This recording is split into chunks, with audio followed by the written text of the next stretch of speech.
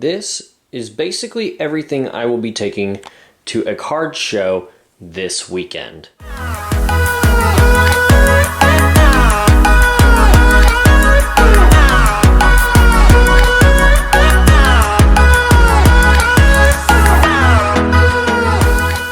This normally isn't everything, but we're doing things a little bit different because this week we only have 8 feet of room. Normally we have 12 to 16 feet, but we've got 2 tables, I get one, and my buddy is getting the other. Let me show you guys how we're going to get this to work. We're starting with these 2 pick-through boxes. Now I did 2 boxes because it was originally 1 box of 4 rows. Now we've got 2 boxes, 2 rows each, for the same total of 4 rows. I bought a ton of autos and relics at a local LCS, and because I bought a ton, they went from $5 to $2 on those. So we've got so many baseballs, we got football, basketball, some soccer, and then some just random other stuff that I've had for a while that I've pulled myself. Those will be $5 each or 5 for 20, because even at $4 a pop, I'm still making profit. If we come over here to the rookie box, this is only and strictly rookies. People can pay what is on there. So let's say we have this Vlad Guerrero first Bowman. I have $10 on that. I don't know with baseball season being over if that's a fair deal or not. You can't really catch them all, but people can get what's on the card originally or get $25 worth for $20. Same thing. These are base inserts. You're still getting a profit. These are all my cards here for my 2 cases. Normally I do 3. I'm experimenting right now with a baseball, a football, and just a good best of the best case. We also have a small box here. This is our $10 box. It's small just because that stuff normally I would have had in the 4 row, but now that we're doing these and put the little signs on, we're doing things a little different. My 2 cases are my wider cases, and not so much my cases like this with the shelves. Sorry about the glare. That's just some PC stuff. You'll notice some stuff missing. I'll tell you why here in a minute. The shelves essentially in here make me have to put those horizontally rather than vertically like this. Putting them vertically saves me a ton of room. We've also got Plinko. Plinko's $5 a pop. People honestly love Plinko. And then we've also got our just supplies, and that is tape and stuff for our mystery packs or stuff for Plinko, our signs, our labeling gun, all of that kind of stuff. I could probably put some snacks in there as well. This is a 2-day show, but it is local. Last thing I want to show you guys for the show is right here. I ran into a problem where my boxes for my mystery packs were taking up a lot of room. I'm talking, a foot across, that's 6 feet right there. The missus came up with a great new way to do this, and basically what you're seeing is the back. This is what everybody will see. They'll see, oh cool, a PSA 10 Ohtani rookie chaser pack. They'll see what's guaranteed, what they're chasing, how much it cost, and then from my perspective, I'll see this side. So if somebody wants a Mahomes mystery pack, I can pull out the drawer and I can hand it to them. I can also pull the drawer out completely and let people choose themselves. Lastly, guys, the reason there were some gaps in my case is because I've decided I'm going to collect as many Baseball Hall of Famers, autos, and relics as possible. At my last show, I picked up this awesome Al Kaline, and so that made that a possibility. I already had the Robinson and I already had the Mel Ott, and our vacuum is starting to come into the room. So that is what I'm bringing to the show this week. I will quickly, because I just did a show in West Plains, Missouri. 1-day awesome show that a guy out there named Joey puts on. I just did that one. I'll come to you guys with a breakdown before we start working on this show. So real quick before we get into the breakdown of kind of how sales went, I'm going to show you guys some stuff I picked up. Now there are a few things that I picked up that sold almost immediately. I sold a Sky Moore auto to 10 out of Encase that had a piece of his hat.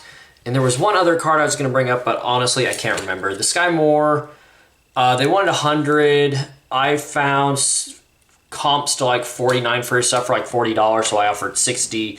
sold it for 80 rather than just hold it and expect him to have a big game or expect him to not get hurt and things like that. So the first card I picked up was a Stan Musial. Now these are my prices on here.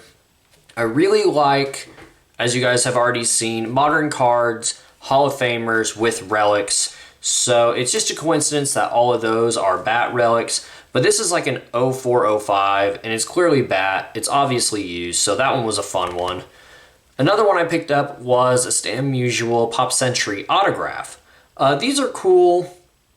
I don't think it's a Stan Musial card I want for my PC. Same with this one. Just, it doesn't have that pop to it that I want. And if I get a Stan Musial autograph, I don't want it to be a cut, especially out of like a Leaf product or a Pop Century type product. I have a lot of respect for Stan Musial. I had the opportunity to meet him as a kid, but that was unfortunately on his way out of the world and into a better place. And I just was a timid kid, so I unfortunately didn't meet him, but that is one right there that it actually was a trade. I traded a Mahomes relic and something else. The Mahomes relic online goes for less than I've priced this. And there was another card he got, which was less than the price of that. So that's a good trade. One guy I haven't seen a lot of, and if you're a Cardinals fan, you'll know him, is Jordan Walker. I expected him to have a bigger year last year, hit more home runs, but I think he just hit to get the ball in play. I noticed that a lot. He didn't hit as many home runs as I thought. He also got sent down and then back up, and if you're a Cardinals fan, you notice the trend of when he got sent down, we started losing again. But it's exciting to watch him play, going from the back of the batting order to the front. And this is really one of the only relics I've seen of him. I know it's a holiday one, but the holidays are around the corner. So I figured, nice little pickup there. Also got a game worn. Again, this is a Hall of Famer, but not the card I want in my collection. Ken Griffey. I bought this for 20, which is probably comps, but it is an older card. It is Upper Deck. It is early 2000s or late 90s. And back then they did a lot of just game used. So there is a patch. It's hard to see with the colors, but it's right there. And that is a fun one, I think, worth just having in the case, even if it catches people's eyes. One of the last ones is this National Treasures of Cooper Kupp. It's not numbered anything. These are not that expensive of a card, so I got a decent deal on it. And his name is so well known that I think I can easily get $20 off a jumbo patch, even if it sits in the case for a little bit, even if the team isn't doing the best. He's one of the best receivers in the NFL now that he's come out of injury. And the final card I have is another purple shock of Brock Purdy. Our mystery packs did 41%. Our relics only did $5, so less than 1%. Plinko did 2% at almost $30. And our case did 57%. Usually that's the way it goes. I'm hoping this coming weekend, Friday, Saturday at Relics, that our Relic and our Plinko do better. People just need to be patient, take the time to go through Relics, which doesn't often happen. And Plinko, I probably just need to put some better prizes out there. So that is it, guys. Probably the next thing you'll see is me on the way to the show or the setup. Alright, so it is Friday. We've stopped by the Walmart real quick to get a tripod for the show. And I'm going to try to do a better job of filming what the show looks like, the exterior, and all that. But we are on our way. The doors open in like 10 minutes to set up, and we are getting there 3 hours before the show starts because we were given a second table. I know in the beginning I was really worried about not having a ton of room. And that is simply because, well, we didn't have a ton of room. So I've added on some other stuff like pick-through boxes, a second game, so on and so forth. Also went out to a couple LCSs yesterday, got more cards because we're bringing a third case as well. And that third case, which I'm kind of excited about, will be a $10 only case. Everything in the case is $10. Or 3 for $25. We're doing a lot of this much or get a bunch for this much. So 3 for $25, or I think I have a box where every auto or relic is $5 or 5 for $20, and so on and so forth. So that is something I'm looking forward to. We're gonna get in here shortly. We're gonna set up, And I'm going to show you guys, like I said, what it looks like on the inside, the exterior, and all that. We're also going to look for some PC cards today. That's part of the reason I'm getting here kind of early, is because I do want to have first dibs at trying to find some of those Hall of Famer baseball autos or relics to see what kind of catches my eye. And I'm being very particular because I want to keep these cards for a long time.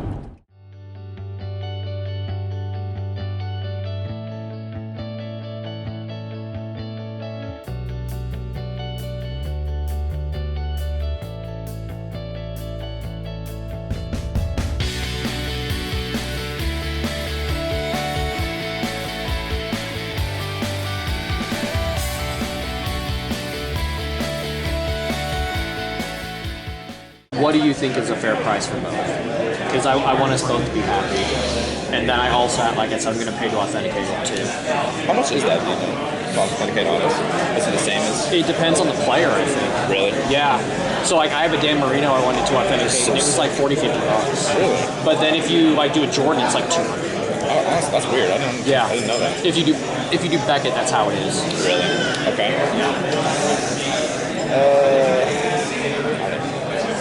I mean, I have a number in my mind. I just want to see where you're at. Because we said 20, 30 on this. The last one I saw did like 22. Yeah. So I was thinking around 20. And that's just one I really like. Classics was not a very popular set. And he's in a college uni, and that doesn't help me at all. About 60. 50. Done deal, man. Sweet. I appreciate you. Thank you. All right. Nice. 75 or 100, you're going to call it in the air. I'll call in the air. We have to wait for her. What do we got here? Yeah, $50. Okay. Cool. Heads, tails, cool. Yeah, it's pretty straightforward. Too easy. All right, go ahead. Let's hope I can do a good flip. I'll say tails. Oh, gosh. Tails. I'm fine with 100. I just wanted to save a couple bucks. All right, guys, so we are back. It is the day after the show, and I did not get a lot of rest, and I did not really sit down all day. We were that busy, which is great. We had barely any time between the show ended and trade night over at Arrowhead Sports Cards, where we made more sales and picked up more cards. I'm going to start with some PC pickups here. We picked up a lot of Hall of Fame stuff, more bat relics than I would have liked, but no big deal. Chuck Klein, picked up a nice Herb Pennock. We traded that for a Russell Wilson rookie patch that I barely had anything into. And this is out of Immaculate, and it's out of 5, and it's also a jersey, so can't complain. Picked up a Harold Baines in a trade, relic out of 5 as well, so that was cool. Richie Ashburn, I found this in a $4 box. That doesn't get much better. And then Warren Spahn was just a normal relic. That was $7. And I will say I'm trying not to get too many bat relics, and I'm trying not to get too many cards from the same set as well. Red, I'm going to pronounce that wrong, so I'm not even going to try, but one of my first Cardinals Hall of Famers besides Ozzie that I picked up, and first auto for the new PC. Huge bat relic of Reggie Jackson. We've got a relic of Harmon Killebrew, which if you guys want Hall of Famer relics, this is your set you want to do. Tony Gwynn. We got an Eckersley, which that was like $3. I literally paid $3 cash for a Hall of Famer relic. And Cal Ripken, which was $5, and this is actually out of a newer set, so that was fun. So, PC's kind of boosting up. We're going to get into pickups from the show that survived the show, and then ones that we got from trade night. To start, we're going to talk about this Rashee Rice. It's not my favorite product, to say the least, but it was the only auto that my LCS had. It's numbered out of 9, which I'm just now noticing for the first time. And it was the only one they had, and Rashee's just flying out of my cases right now. So I traded in Acuna, Topps Chrome for this. They had it at 25. I'll probably still only sell this at 20 bucks just because of the brand. Got a Christian Okoye auto relic from Playbook, and this was $15. I talked him down from 25 to 15. I didn't even look up comps. Christian McQuay is a legend in Missouri and for the Chiefs. All auto on sticker. Couldn't believe this was numbered to 199. I expected it lower, but a very cool card. Partial trade. I did 3 cards. It was this Tim Brown, a Randy Moss, and something else. And I traded that card and a Lamar for a card I'll show you here in a second. Picked up this Sky Moore relic from Playbook. I think it's out of 99. Bought it for $5. So even if I go even on that, it's still a cool piece to put in the case, but nothing too crazy. Next is this Dylan Carlson. This was a very cool pickup. This was $10, which I know it's not baseball season. I know baseball has dipped down, but it is numbered to 49. It's got what I believe is a glove relic and something else right there, and then 2 normal relics. Auto, rookie. He was a guy I didn't expect to stick around last season all that much, but he's still here. We've got a ton of outfielders, so unfortunately someone's probably got to go, and I unfortunately see it being him. But once he does get traded, this will pop back up, but for now, even if I sell this for $20, it'll still be profit for me. Picked up a nice flagship Aaron Judge rookie, probably his most, well-known rookie, so that was cool. And this was one of the bigger pickups from Trade Night. This card actually is like $30, $40. McCole Hardman, XR, Auto Relic Printing Plate 101. Great card. Again, this was the Lamar Jackson Jumbo Relic. It was immaculate, and it was college. And then I traded the other relic from that Randy Moss, Tim Brown trade. So pick that one up. I'll put a number on that, maybe 50. Take 40, make a couple bucks, move on. Picked up a Stroud relic out of black, which is a great product. Lots of cool Rushy Rices that I've sold in the past out of this. And they go for 50 to 75. I think I paid 35 or 40 on that, so pretty happy about that. And then lastly, I picked up an in-person Kelsey auto. And the person who did this had pictures and stories and so much to tell me. I couldn't believe he actually got Travis to sign his least favorite card. If you guys listen to the podcast that him and his brother do, you'll know he hates this card. So that was pretty cool. And I'm going to go ahead and get this authenticated. I literally bought this in a Mahomes rookie for $40. And I think it was a Classics or a Legacy rookie.